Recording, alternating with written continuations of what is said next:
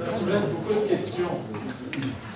Alors, je voudrais poser une question sur la dernière partie. Moi, ce qui me frappe et me choque, c'est que quand on parle de véhicules autonomes, on ne regarde pas la consommation d'énergie. Est-ce que réellement, ça va dans le sens de la consommation d'énergie? Je m'explique. Ça va marcher à la 5G, les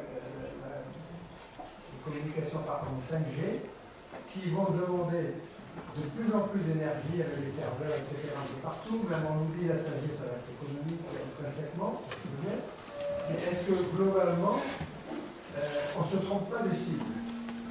Si je crois que votre question, c'est sur l'impact de la consommation du numérique sur les consommations de la vérité.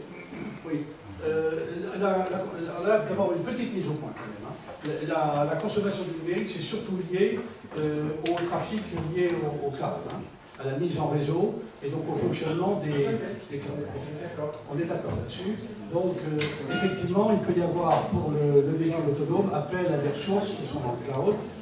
Parce que ce n'est pas la 5G en elle-même, hein, c'est le trafic de données qui est généré. Bon, là encore, ça serait l'objet d'une autre conférence, mais il y a des voies de progrès énormes. Hein. Je peux vous dire que si vous revenez dans 30 ans, vous verrez, les serveurs actuels sont comparables aux chandelles par rapport aux LED. Donc il y aura d'énormes progrès. Ceci étant, c'est vrai ce que vous dites, mais il y a des aspects positifs. Hein. C'est que tout ce qui est organisation du trafic, je crois que l'organisation liquide, avoir un trafic plus liquide, moins d'embouteillage, plus prédictif, etc., c'est aussi important. Et puis, ma conviction, c'est que le véhicule autonome sera probablement électrique. Probablement parce que c'est quand même beaucoup plus facile à piloter. Et vous voyez déjà présent que les tondeuses autonomes, les robots tondeuses, ils sont électriques, mais vous n'envoyez pas votre tondeuse 4 temps se faire recharger automatiquement avec votre bidon à essence. Hein. Mais Georges, grâce au numérique, tu as 10 ans de durée de vie au moins. Merci. Oui, bonjour et merci pour votre présentation. Christian Schaffer, je travaille à l'ENSIEG. Je suis enseignant à l'ENSIEG et je travaille dans la thématique de l'énergie. La difficulté qu'on a quand on parle du vecteur énergie, c'est qu'on a tendance, dans votre présentation, vous l'avez un peu fait, d'évoquer que le dernier vecteur. Et en l'occurrence, on parle du vecteur électrique, on parle du vecteur hydrogène, on parle du vecteur hydrocarbures. L'énergie, on ne la fabrique pas, on ne fait que de la transformation. Si vous prenez le kilowattheure, et vous l'avez très bien évoqué lorsque vous parlez des kilowattheures décarbonés en France et carbonés ailleurs, on ne peut pas tenir le même raisonnement. À mes yeux, aujourd'hui, c'est dangereux le développement du véhicule électrique en Chine. Pourquoi? Parce que la production d'énergie électrique en Chine est à 80-85% issue de centrales thermiques. Donc c'est pas parce qu'en finale, quand on veut utiliser des véhicules électriques, on ne va pas émettre de CO2, on l'aura émis avant. Je peux l'avoir dit. Hein. Oui, oui, non mais je crois qu'il faut insister sur ce vecteur-là. Vous avez été récemment en Chine? Non. Vous devriez, parce que allez voir quand il y a des épisodes de pollution ou, dans les grandes métropoles chinoises, ça pose des problèmes insupportables. Insupportables. Ce que je veux dire, c'est quelque chose à délire. Ce que je veux dire, c'est il faut insister sur cet aspect-là. Je suis d'accord avec vous. Oui, non. Ce que je veux dire, et on a le même problème avec l'utilisation finale de l'hydrogène. L'hydrogène, effectivement, en utilisation finale, n'émet pas de gaz à effet de serre. Il faut se poser la question de comment il a été fabriqué. Et vous avez très bien évoqué dans votre transparent le fait que l'utilisation de l'électrolyse sur cet aspect-là est indispensable si on veut utiliser le vecteur hydrogène. Ce n'est pas ce qu'on fait aujourd'hui. Donc quand on dit le véhicule est propre parce qu'il est à hydrogène, ça ne suffit pas. Et je crois que c'est un message qu'il faut vraiment marteler. Hein? Ce qui est bien, c'est que les Chinois ils construisent aussi vite des réacteurs qui construisent des biovoitures. C'est vrai. Oui. Allez, une question ici. C'est ce genre de chiffres, mais c'était par rapport en fait, à la durée moyenne de vie d'une voiture électrique ou pas, et son temps de possession de moyen par les. Oui, alors, il y a deux questions tout à fait différentes. La durée de vie, Je pense que pour la partie classique, ça devrait durer plutôt plus longtemps qu'un véhicule thermique, parce qu'un moteur électrique, c'est quand même quelque chose qui marche assez bien, et il y a beaucoup moins de pièces, hein, c'est quelque chose de plus simple. Donc le problème de la durée de vie, c'est le problème de la batterie. Je l'ai dit tout à l'heure. La bonne nouvelle, c'est que les batteries durent plus longtemps que ce qu'on pensait. C'est pour ça que Tesla, vous le savez, il avait d'emblée proposé des garanties de 8 ans. Aujourd'hui, les constructeurs vous disent 10 ans, 12 ans, ça tient. Bon, donc on a des durées de vie assez longues qui n'évacuent pas le problème du recyclage en fin de vie, mais donnent du temps. Alors ensuite, quel est le temps de possession? Aujourd'hui, on est dans une phase de démarrage. Hein, et beaucoup de gens se disent attention, mon véhicule il va être obsolète dans 3 ans. Donc beaucoup de possesseurs de véhicules électriques pour faire de location. Parce que dans 3 ans, les performances en termes de batterie seront améliorées. Donc on ne peut pas, aujourd'hui, on est dans une phase transitoire, il faudra revenir dans quelques années, il faut voir comment les choses se sont stabilisées. J'aimerais juste rebondir sur la durée de vie des batteries que vous venez d'évoquer. Je voulais savoir d'où viennent ces chiffres, parce que moi, les seuls chiffres que j'ai à ce propos, c'est ceux de Tesla. Parce que c'est plus ou moins les voitures grande série électriques qui sont sur le marché depuis longtemps. Et on n'a pas, j'ai pas les chiffres des autres constructeurs. Sachant que Tesla, on sait que leur batterie c'est un peu spécial, parce que c'est une batterie qui est extrêmement performante, mais qui est aussi surdimensionnée. Et en fait, l'apport, c'est le management électronique de la batterie, qui n'est pas forcément le cas sur, par exemple, une Zoé, en fait, j'en sais rien. Donc je voulais savoir si c'était juste les chiffres de Tesla que vous avez pris, ou si c'était quelque chose de plus... Là, c'est un peu comme des secrets industriels.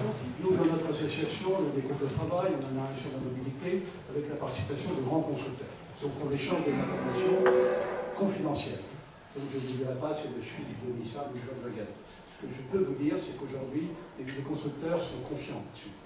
Et qu'on est plus dans des durées de vie de 10 ou 12 ans. Ceci dit, on n'a pas encore énormément de recul. Premier point. Deuxième point, la durée de vie, qu'est-ce que ça veut dire? C'est pas tout à coup une fin de vie brutale. Une batterie va avoir, il y a des gens plus compétents que moi dans la salle pour l'expliquer, mais ses performances diminuer.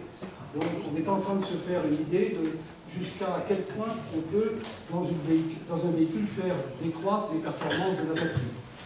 Et après, si c'est 80% de sa capacité, par exemple, il y a plusieurs paramètres. Hein. Après, il peut avoir une seconde vie en batterie à demeure installée pour faire de la régulation, d'autoconsommation, de solaire, etc. Donc ça, c'est des réflexions qui sont en cours, mais on pense que les batteries à demeure pourraient encore peut-être vivre 5 ans peut-être, hein, au-delà de la durée de vie propre de la batterie dans un véhicule, et avec des performances qui seraient réduites, peut-être 20 ans, 150.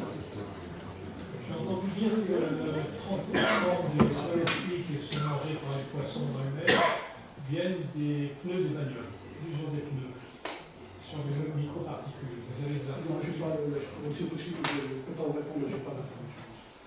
Pierre. La fiscalité.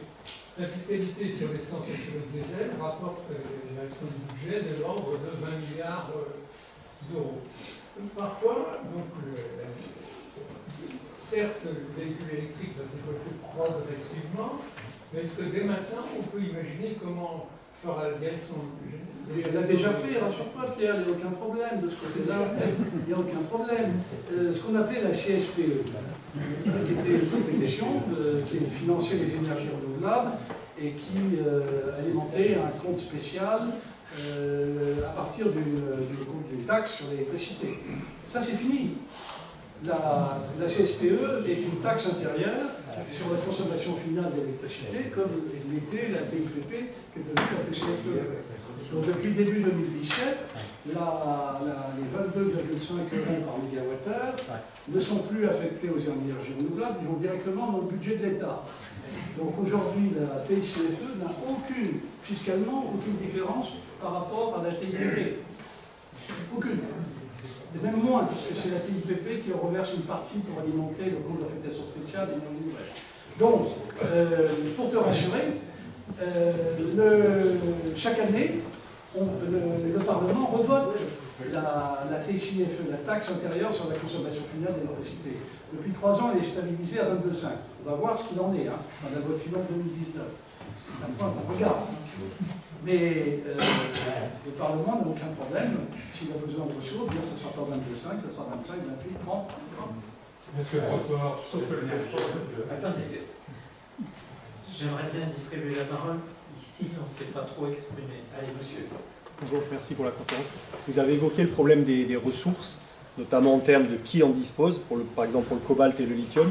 Est-ce qu'il y a aussi un problème de quantité absolue disponible ou pas? C'est-à-dire de quantité absolue disponible. Si on se disait tout le monde a une voiture électrique, est-ce qu'il y aurait suffisamment de cobalt et de nickel, de lithium sur Terre pour résoudre le problème? Il y a eu des études de fait au niveau communautaire, notamment l'étude que j'ai mise de cet organisme communautaire l'ICCCP, une très bonne étude sur les quantités, ces problèmes des réserves. Le problème n'est moins un problème de réserve que de concentration dans un certain nombre de pays, de diversification. C'est un peu comme était le pétrole et le gaz il y a 30 ans, 40 ans, où il n'y avait que les pays producteurs de pétrole. À partir du moment où il y a un marché avec des prix qui peuvent éventuellement augmenter un peu, il y a des projets qui se créent. Des projets qui se créent, mais qui demandent un certain délai. Un projet minier, c'est 10 ans avant de pouvoir arriver à l'exploitation. Donc moi, je ne crois pas que, c'est peut-être parce que je suis ingénieur des mines, mais je ne crois pas que le problème de la raréfaction soit un problème prégnant pour les toutes prochaines décennies. Je ne veux pas dire qu'en sort, on ne diminue pas. Je ne veux pas dire que je le dis. Mais, vous savez, on a tellement dit sur le pétrole, depuis qu'on utilise la première coupe du pétrole en 1867, il y en a pour 30 ans.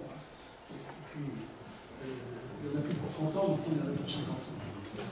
Mais ce dont on est sûr, c'est que le pétrole, lui, on le brûle et après, il n'est plus là. Les métaux... Vous avez, pour rien, un autre exemple, les terres rares.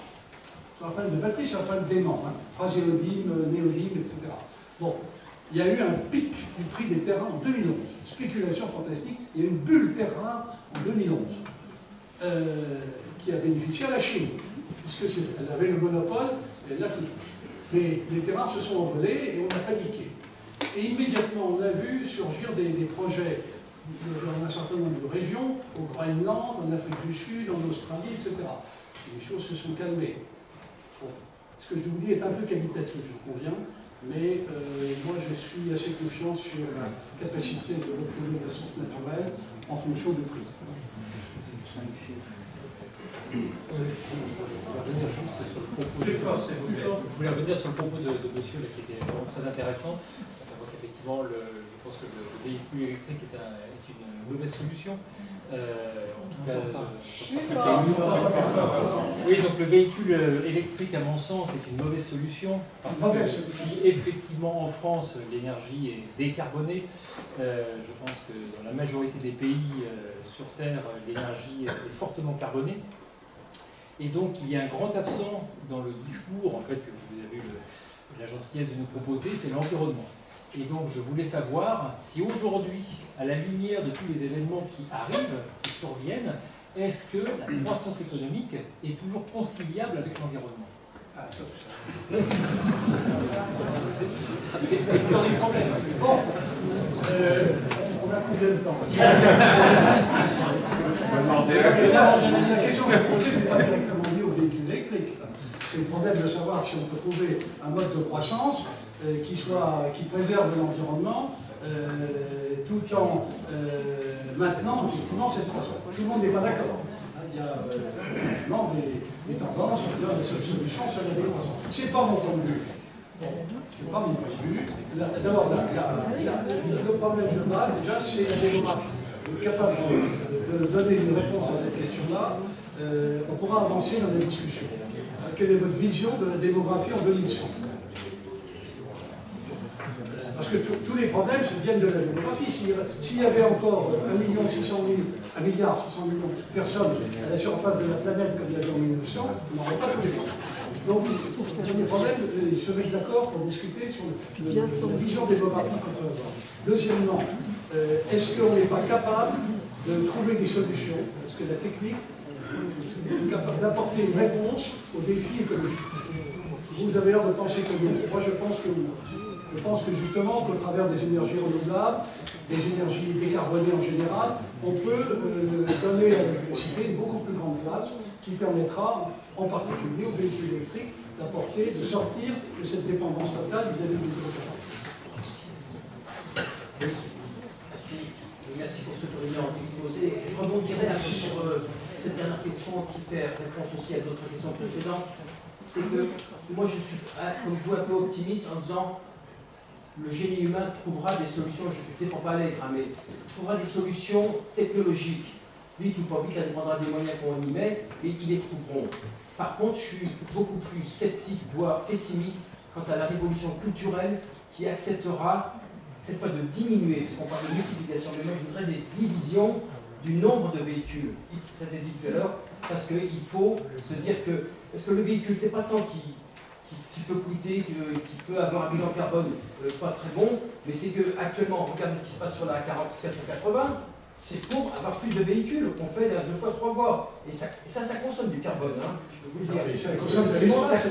C'était ma conclusion, moi j'ai pas la solution. Et tout ce qui va comme ça, hein, même un voisin qui s'appelle électronique, les véhicules de fonction ne peuvent pas servir au covoiturage. Il y a des choses qu'ils avaient l'aménagements comme ça. Et je pense que là, il y a certainement aussi beaucoup plus de progrès à faire, qui sont les plus difficiles à obtenir. D'abord, qui vont vous dire que la solution, ce sont les drones. Question. Merci. Je voudrais d'abord dire une chose, c'est que en ce qui concerne la consommation, la France du constat. Ce qui compte, c'est ce que vont faire les Chinois et les Indiens. Et les Africains très vite. Donc il faut arrêter de nous dire décroisser en France parce que ça ne sert à rien. Il faut consommer comme ça nous plaît.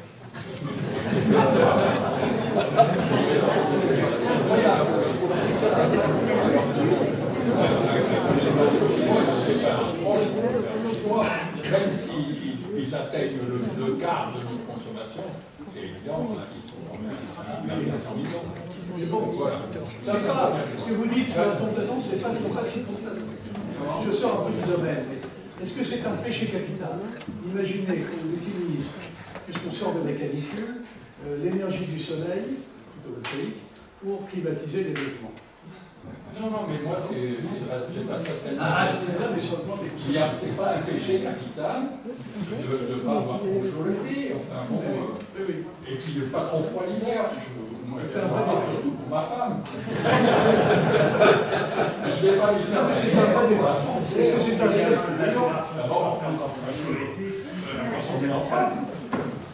Mais disons que ça, ça commence, je voudrais dire, parce que je suis un peu mobilisé là-dessus, c'est quand on voit des embouteillages, soit on voit dans le Nord, par exemple, ce serait bien, puisqu'on est bien placé pour ça, de réfléchir un petit peu au transport par camion. C'est le transport, on connaît le transport, au point de vue du transport collectif, c'est moins clair. Et on n'est pas foutu de le faire. En prenant votre domicile, j'aimerais bien prendre ma cabine.